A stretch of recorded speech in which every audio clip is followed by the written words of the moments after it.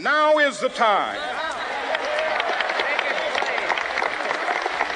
to lift our nation from the quicksands of racial injustice to the solid rock of brotherhood. Now is the time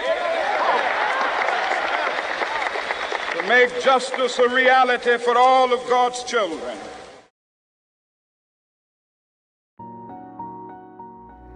HIP CORP United's mission is to impact the lives of children, families, and adults of every race and creed and become change makers for their generation. For Untold Stories documentary project, students were asked to adopt student reporter investigator formats to interview people they did not know about personal challenges, issues including food insecurity, inequity, discrimination, and prejudice. Students implemented storyboarding and interviewing processes, and they used iMovie to create these documentaries. A series of in-class exercises and discussions spearheaded the project. The results are poignant, emotional, and sometimes heartbreaking and alarming. Here are a few excerpts.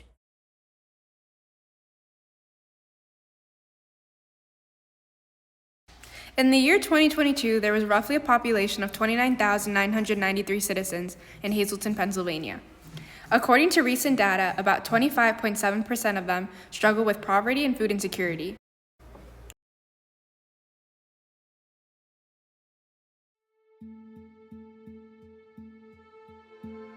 Many people think that because I have chosen this career path, I'm not as intelligent or as important as people in more prestigious professions.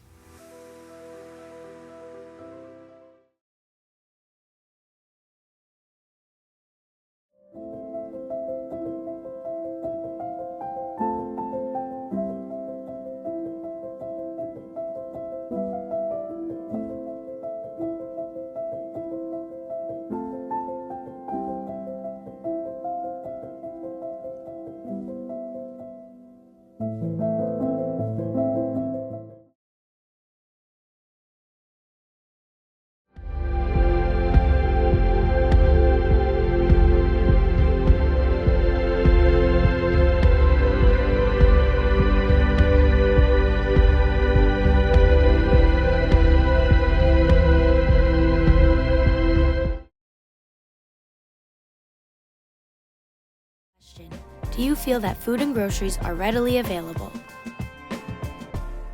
This answer is one that has stuck with me. Accessibility isn't the problem, affordability is. To end this emotional journey, we have one more video to share, and you will see it in its entirety. We feel this video perfectly embodies the essence of this project, especially the ending. Enjoy. This story is from a 42-year-old female who was picking up her children from school. And as normally seen in schools, there was a lot of traffic. A lot of people picking up their kids, a lot of kids walking home and getting into cars. That's when the disaster struck. A man who seemed frustrated at the traffic jam, and people decided to roll down his windows and unleash his rage, not only on the mother trying to pick up her kids, but on an entire race of people, and said, not accounting for the multiple children that were coming out of the elementary school next to them. Although we have no exact quotation from the woman because of privacy reasons, she openly admitted that she felt shocked in that moment.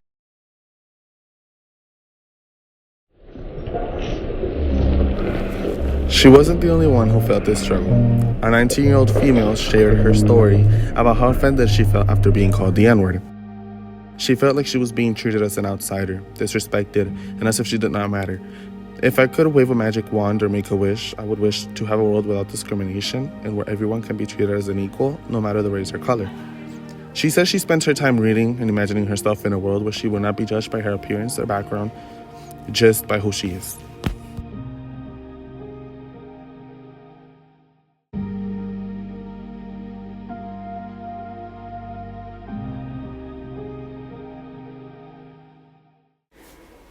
The problem doesn't only run through older generation and young adults, but around kids too, the future of this community.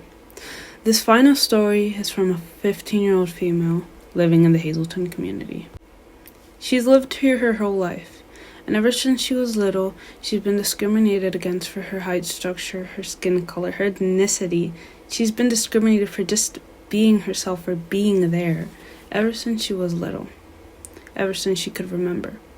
She felt pressured by the community. She felt isolated. She felt trapped. She tried to blend in. She tried to change herself to make it seem like she belonged in this perfect community.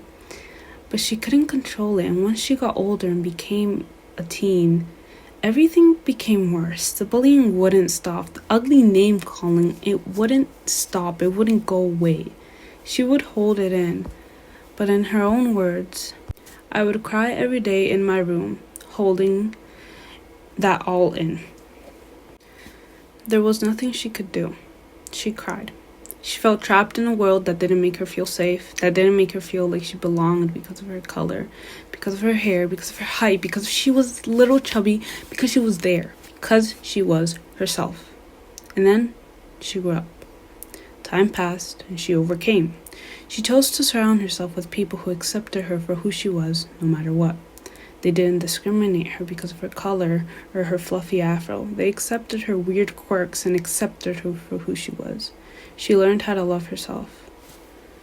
And as she told me while doing this interview, she said, build a new road for yourself. Choose to love yourself, and you'll be the most confident person out there. Eventually, she moved schools, and she felt more happy. She felt more free, and she felt like she belonged. She ignored the comments and decided to live once again. She said, at the beginning of the interview, I was once a little girl who enjoyed life and didn't pay attention to most of my looks. And she has once again felt that relief of being that little girl, of enjoying life and not paying attention to the bad comments people make.